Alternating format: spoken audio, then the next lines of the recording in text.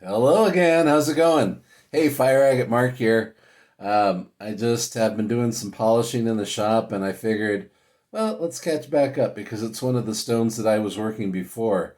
It's this stone that I was working from the Opal Hill claim, which is in sunny Southern California. And Jason Barnicky, who's the mine owner down there, was kind enough to send me some material to try out, and it's outstanding material. The pinks, the reds, the greens, the way it seems to be playing. There's like a hint of purple down in there. It's outrageous. So if you're out there, it's definitely worth your time. Um, Sorry, I've been disorganized. Uh, Amber J, I love you like crazy. Please hurry up and come back quick. I'm missing you and I'm super disorganized. I could use your help. Okay. Um, Sorry, I've been all over the map with different rocks here and there and trying to do some stuff around the house. And I miss the beautiful love of my life. Anyway, okie doke. I'll tell you what. The second love of my life is fire agate. So let's get back to that. All right, take care. And if you haven't clicked like and subscribe yet, please make sure you do so. And right there in the notifications bar, you can click notifications so you find out when I'm posting another video. All right, without further ado, okie doke. So here we have some super polish. This is can be purchased through mountainmist.com or diamondpacific.com. These are carried by a couple different providers. I think this is Mountain Mist Products, and this is the 14,000 grit. Here I'm using a soft, long hair, horsehair bristle brush. And the softer the brush, the better, because the soft brush is going to get in those little nooks and crannies better. So this one I already charged. It's water soluble, so you can add a little bit of water, and then you put this in there and you gently charge that brush some. And sometimes I'll take a little and rub some on the stone to charge the stone. Make sure you close this in between stages. You don't want to be transmitting any polish between stages. If say you just finished with 8,000 grit or 10,000 grit, don't just switch bits and use this next, or don't just use this next. Make sure you clean up your area. I like to put a paper towel down so if it drops, I'm not cross-contaminating. You don't want to carry over rock dust between stages. You keep it clean between stages. That way you don't leave scratches as you go.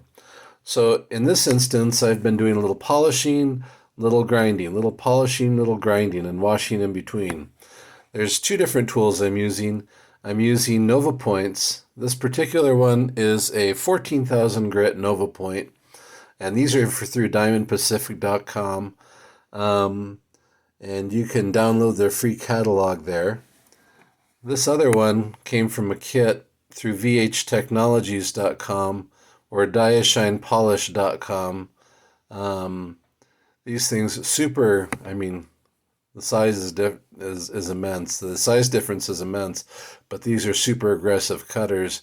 These aren't. These are going to last you a lot longer. But if you want quick, rapid carving, these things will get it done.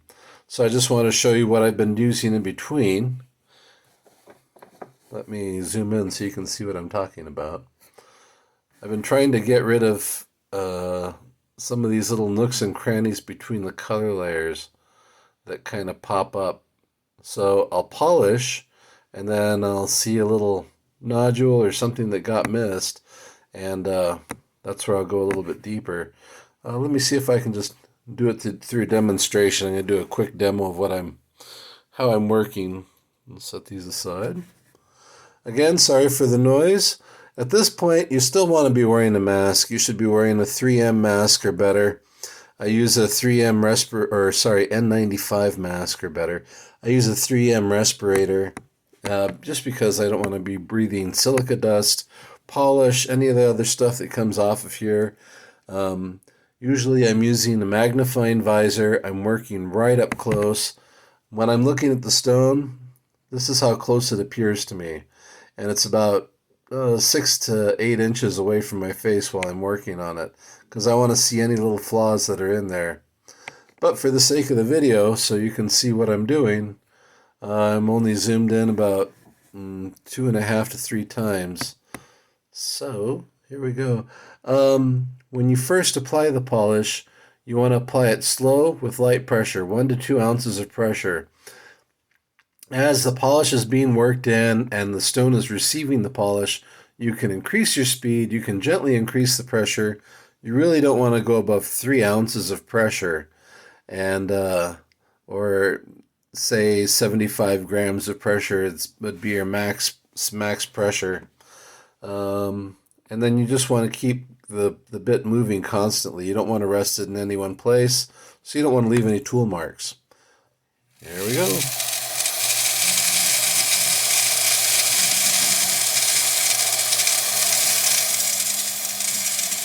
Keep the stone rotating. Keep it moving as you go.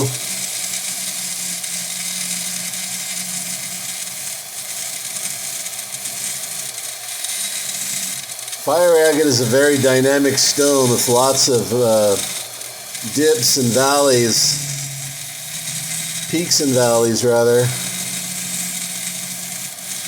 It's like like a mountainous terrain being viewed from the top down. Imagine if you were looking from a satellite down on top of a mountain range, you would only see the top view of it. If you look from the side of a mountain range, you're going to see different aspects. You won't see what's on the other side because it's a 3D stone. That's the way it's deposited in nature. And to maximize the color, that's how it gets carved. We're contour carving, getting rid of any excess material, trying to maximize the stone and bring out its own natural beauty.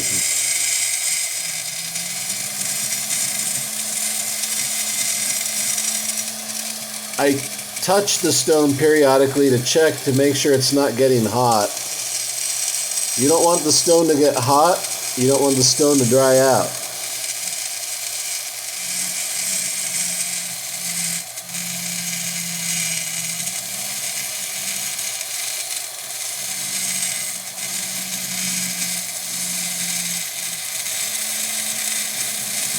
And you might ask, how long do I polish for?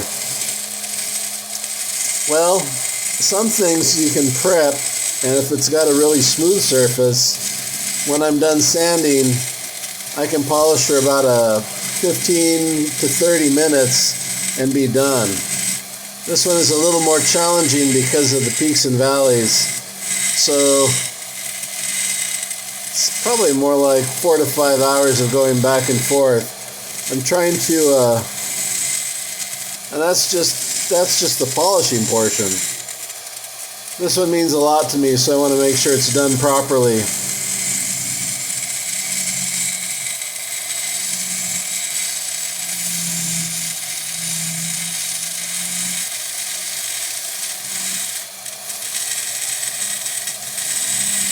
And when I want to check the stone, one of the things I'll do is I'll put down something rubber at the base of the sink. You don't want the stone falling on porcelain. And then I'll wash it with soapy water and a brush. So let me wash it, we'll be right back. Alrighty, so I got this washed off, and let's see, it'll be easier to point with this. One of the things is while you're polishing, you've got to make sure you get in these little valleys. You got to make sure you get in those little nodules. This is why I like to use a soft horsehair brush, because it'll allow me to get in there. Some of the parts I'll have to come back and do a little more sanding, a little more touch up. That's all on the outside. I don't really like to mess with the side or bottoms until the top is 90% finished. Got a little hash marks here, got to go back over. Oh, yep, actually, it'll start to go away pretty quickly. Yeah, anyway, one of the things you want to make sure you get in there, and like I said, It's positional in as much as the way that the color is deposited. This one is a fantastic example of some truly inspirational high-grade material. And if anyone's wondering, I do get asked, do you have material for sale? Do you have material available? I do have material on Mark's Minerals through eBay. If you check eBay and check Mark's Minerals store, then you'll find some choice to mid-grade, as well as some lots of high-grade, and that's all from Aguascalientes, the Mexican fire agate. Happens to be my favorite. All right, so I'm going to continue going back and forth. Let me show you one of the things that I would do. Let's swap this out. Make sure you keep those brushes separate and keep them clean. This is a 14,000 grit Nova Point. You're supposed to run these wet. You are not supposed to run these dry, because it'll burn them up. They don't fare well that way. So let's see. Get my visor on. Okay. One of the things that I will do, and this is something that I do run a little bit of polish, light pressure, but you have to make sure that the stone doesn't get hot. And with this, for lubricant, you can use water. I like to use a little bit of Vaseline or petroleum jelly.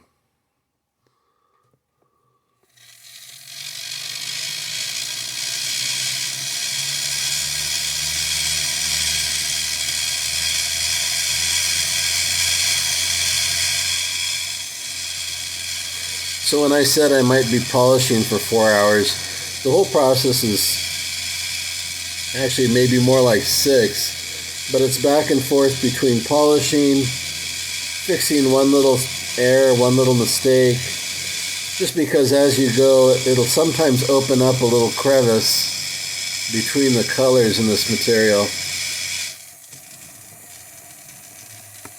The Aguascalientes that I sell is probably the more forgiving, one of the easier ones to learn on, and that's why I'm big on it and I advertise it.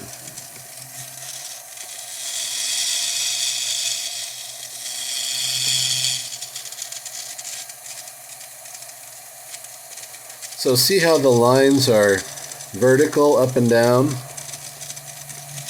I'm going to come in horizontally, keep moving, and then try to diminish those lines.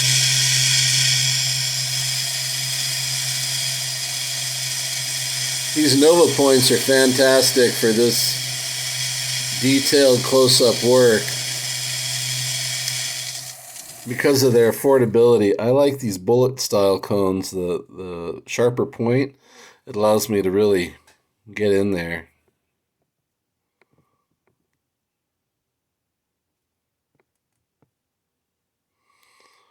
It's starting to disappear through the middle.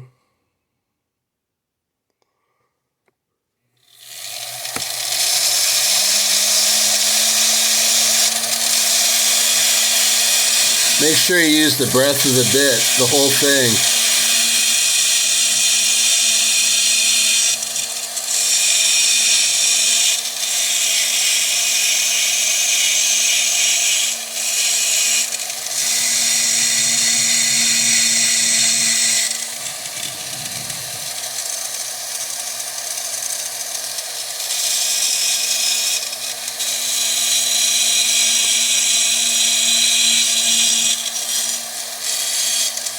Touch the stone, make sure it's not getting hot.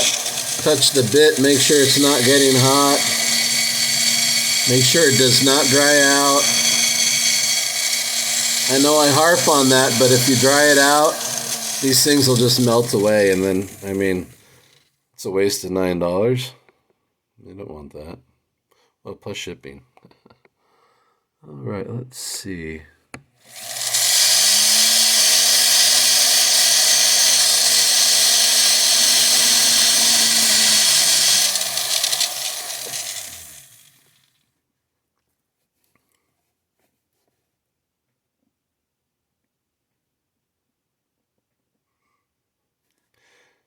And you always have the possibility of going to a coarser nova. Um, Here's a 3000 that might be better suited for these lines right here. And then I'll go over it and see what I can. I'm going to wash the stone off again, check again, polish, go back over it. This same back thing back and forth, because I don't want to remove too much material at any one time. The stone's incredibly bright, and I don't want to remove any of that color. I don't want to remove the greens. I don't want to remove the yellows, the pinks, those beautiful oranges. So it's just a patience game, back and forth, back and forth. One of the things I can do, let's see, and will do here, forgive me, is at this point I'll be switching to the 60 grit Nova Point. This one's super coarse. I mean, you can see the diamond impregnated in there, nice and coarse. Coarser bits you want to run slower, and you want to run with the same light, 1 to 3 ounces of pressure. You don't want to bear down on them. You definitely want to keep that stone cool and moist. And then I can just come in and start to get the outside.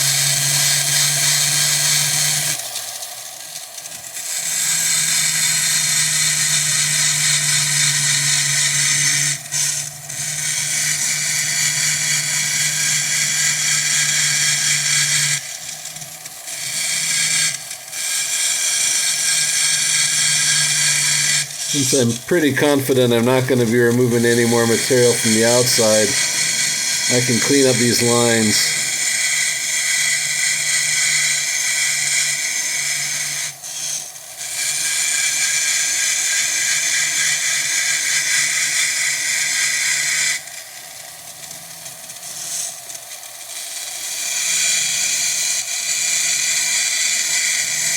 I was hoping to have this stone done by today, but I've had a lot of chores and such to get caught up on. So I'll probably have it done later this week. I have some other stuff to do. But I did want to give you an idea of what I'm working on, how I would approach it, how I start to attack the stone. It's starting to get hot on the side, so give it a chance to cool a bit. A little more Vaseline, a little less pressure, slow the speed down.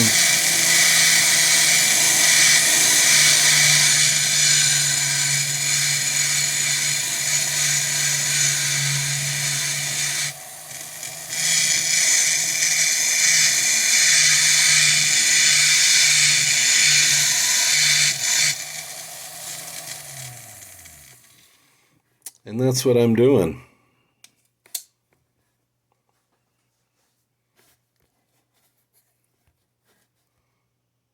So, that is Opal Hill material, Opal Hill fire agate. Thank you, Jason. I really appreciate it. And I'm going to continue doing this back and forth until it's final and done. There are going to be some little remote lines in there, but the stone, this is under, let's see, where are we at? 6.5 times magnification. So that's the only reason they're really visible. They're not really visible to the naked eye. Otherwise, this stone would be ginormous. And let's see, this is without any magnification. So as long as it's aesthetically pleasing to the naked eye, then I'm going to be content with the work, and I'll know it's good work. Thank you so much. If you haven't yet, please click like and subscribe. Amber J, Rush Home, I love you. And everybody else, if you want any material, check out Mark's Minerals on eBay. And I'll talk to you soon. Take care.